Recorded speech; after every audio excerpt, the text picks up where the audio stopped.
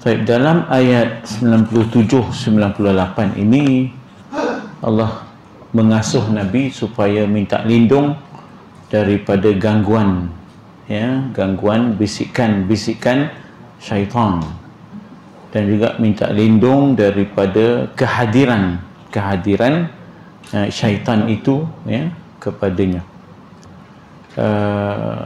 Dan katanya dalam ayat itu kita minta lindung itu hatta idza jaa ahadahumul maut qala rabbirji'un, ya, maknanya sehinggalah bila mati, ya, sehinggalah bila mati kita tetap meneruskan hubungan kita dengan Allah, supaya maknanya supaya kita tidak tewas dengan gangguan, ya, gangguan syaitan ini tadi.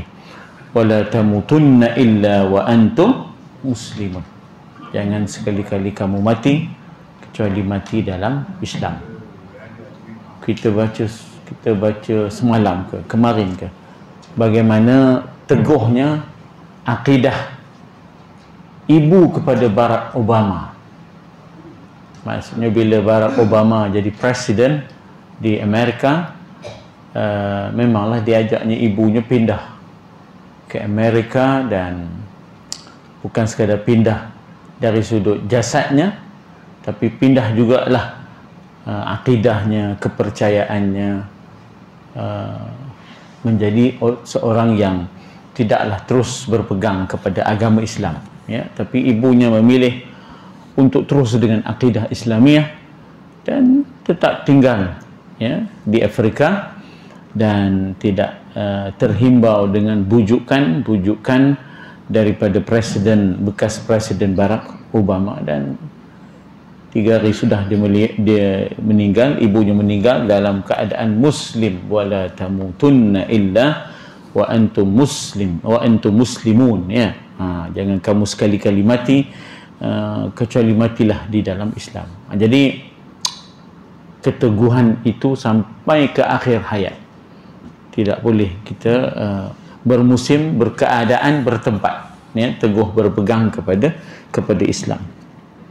Kita dah sampai ke muka surat 93 mengisahkan bagaimana setibanya Nabi ke kota Madinah, maka disambut dengan gembiranya oleh Muhajirin dan Ansar, sehingga berkumandanglah nasyid yang asalnya adalah syair, tala'al badru alaina, ya, yang selalu kita dengar bagaimana disifatkan Nabi itu bagaikan bulan purnama yang datang menerangi, ya. Anta syamsun, anta badrun, anta nurun fauqa nuri, engkaulah bulan, engkaulah matahari, engkaulah cahaya yang mengatasi segala cahaya, ya. Jadi di situ cahaya, di situ maksudnya ialah hidayah, petunjuk, kehidupan. Sebab dalam hidup ini kita perlukan nur, cahaya. Cahaya itu adalah hidayah, petunjuk, ya. Baik, kemudian kita terus ke muka surat 93 daripada atas, ya. Iaitu beberapa saat lamanya hening di sekitar, maksudnya bila Nabi sampai ke kota Madinah tu, setelah berkumandang tala'al badru alaina, masing-masing menunggu dengan debaran ke mana agaknya Nabi akan singgah dengan untanya yang bernama Qaswa, ya. Agaknya ke mana singgahnya. Alangkah bertuahnya kalau rumah mereka, ya, salah seorang daripada mereka menjadi pilihan untuk singgah, ya, untuk Nabi singgah. Jadi katanya hanya bunyi telapak unta Nabi yang bernama Qaswa. Apa makna Qaswa? Qaswa ni maknanya boleh pergi sejauh-jauhnya. Dia daripada perkataan Aqsa. Aqsa tu maknanya jauh. Kan disebut bahawa waja'a min aqsal Madinah, datang daripada hujung bandar dalam surah Yasin. Datang daripada sejauh-jauhnya, Aqsa al-Madinah, rajulun yas'a, seorang laki-laki yang berlari-lari. Ataupun kita ada perkataan minal masjidil haram ilal masjidil aqsa. Jauh Masjidil Haram ke Masjidil Aqsa itu jauh, 2 bulan perjalanan kuda ya, kalau menaiki kuda. Jadi di sini unta Nabi dinamakan qaswa, maknanya boleh pergi jauh. Kita pula kita ambil spoiler tu, letak dekat kereta kita, bagi yang berkereta ditulis itu west, W-E-S-T, maknanya kereta teman ni boleh pergi sejauh matahari terbenam. West kan matahari terbenam itu di barat, west. Jadi kita megah dengan spoiler, ataupun kita letak satu macam spanduk namanya spoiler ya, tulisnya west, maknanya hebatlah kereta teman ni boleh pergi sampai ke matahari terbenam. Itu ceritanya. Baik, sebenarnya kalau kita nak ambil nama yang cantiknya, ambillah Qaswa ya, nama Qaswa ya. Lalu terlompatlah ucapan penuh penghargaan dari orang-orang kalah yang berdiri di tepi jalan. Maksudnya ialah Quraisy yang tak dapat menghalang kemarahan Nabi. Peristiwa ini berlaku sebenarnya di bulan Ramadan. Peristiwa dapat menguasai Mekah, bebaskan Mekah daripada Quraisy, Abu Sufyan, itu berlaku sebenarnya pada 10 Ramadan. Jadi sebenarnya Ramadan ini bukan semakin malak, bahkan semakin cemerlang. Kemenangan Islam Badar bulan Ramadan 17 ya, kemenangan Islam menguasai balik kota Mekah setelah 8 tahun tinggalkan kota Mekah bulan Ramadan, 10 Ramadan.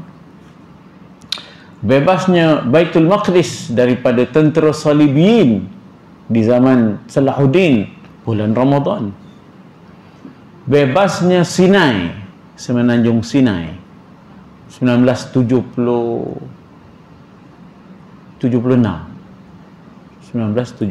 Oktober 1976 Sinai dapat dibebaskan daripada dikuasai oleh Israel bulan Ramadan. Tentera Ikhwan Al-Muslimin di hadapan ya. Kemudian barulah tentera kerajaan. Jadi banyak kejayaan tercipta di bulan Ramadan. Tapi kita tak upayalah. Sepatutnya sejarah itu harus ya dihayati, bahawa kemenangan Islam itu bukan maknanya kita kata mustahil boleh berlaku di bulan Ramadan. Taib, mereka yang masih lagi belum Islam ini di kalangan orang-orang Quraisy ya, tertunggu-tunggu apa hukuman Nabi ke atas mereka. Sebab pertamanya mereka dah tak boleh halang Nabi masuk dengan aman ke kota Mekah, dan mereka tertunggu-tunggu, yang masih kafir ini tertunggu-tunggu apakah hukuman yang akan dikenakan. Jadi katanya terlompatlah ucapan penuh penghargaan, tak semena-mena keluarlah kata-kata yang menghargai, memuji, memuliakan Nabi. Padahalnya sebelum ini mereka memusuhi Nabi, mereka mengepung rumah Nabi untuk membunuh Nabi. Mereka mencipta pelbagai tuduhan, sihirlah ya, syairlah, pemecah belahlah ya, pemutus silaturrahimlah, qati'ur rahim, yufarriqu bainal mar'i waz zawji, sahir, kahin, macam-macam lah perang saraf yang dihadapkan kepada Nabi. Tapi pada tahun yang ke-10, tahun yang ke-8 ya, tahun yang ke-8 hijrah tu, bila kita dapat, umat Islam dapat masuk balik ke kota Mekah dengan aman dan berjaya ya membebaskan Mekah daripada penjajahan Quraisy, maka mereka ni tadi tiba-tiba melompat ucapan penuh penghargaan daripada mereka, iaitu orang-orang yang kalah, yang berdiri di tepi jalan menunggu dengan penuh debaran apa agaknya Nabi akan jatuhkan hukuman ke atas mereka. Justru kejahatan mereka ya, masa silam ke atas Nabi, tuduhan yang menyakitkan hati, kepungan untuk membunuh Nabi, ya, tawaran 100 ekor unta untuk membawa balik Nabi hidup ataupun mati, macam-macam lah bentuk. Jadi tentulah bila Nabi masuk, mereka tentu sedang menunggu dengan penuh dabaran apa agaknya hukuman Nabi ke atas mereka. Apakah mereka semuanya akan dibunuh, akan dihukum, ya, akan diseksa. Nah, jadi apa kata mereka? Terpancal apa nak panggil? Tiba-tiba terkeluarlah daripada mulut mereka apa dia? Tak semena-mena mereka kata, akhun karim wa ibnu akhin karim, ya, engkaulah saudara kami. Tiba-tiba ngaku saudara pula, macam musim deroyan lah. Kan musim deroyan tu tiba-tiba kena saudara, Ika dengan teman kau orang lain. Kita waris sebenarnya kena sorehnya. Sebenarnya ada udang sebalik mi, bukan udang sebalik batu, sebab udang sekarang ni orang ternak dah, tak ada batu-batu lah, dia pun ternak pakai sangkor. Jadi udang sebalik mi ya tak? Udang ngaku saudara. Dah soreh pula dah. Doyan dah nampak. Jadi demon tiba-tiba ngaku saudara. Demon kata, akhun karim wa ibnu akhin karim, ya, engkau wahai Muhammad, engkaulah adalah merupakan saudara kami yang mulia, ya, engkaulah anak saudara kami yang mulia, akhun karim wa ibnu akhin karim. Jadi sudah dalam keadaan terdesak waktu itu, sudahnya ngaku saudara. Begitulah yang mereka perlakukan kepada Nabi, bukan orang lain, ni tak? Kita kalau nak kiranya kena lagi sorehnya, ni tak? Gitu, saudara yang mulia, putera dari saudara kami yang mulia, anak saudara yang mulia, ni tak? Tapi masa itu Abu Lahab dah tak ada, Abu Jahal pun dah tak ada, yang tinggal Abu Sufyan. Abu Lahab dah mati selepas perang Uhud tu. Abu Jahal mati dalam perang Badar.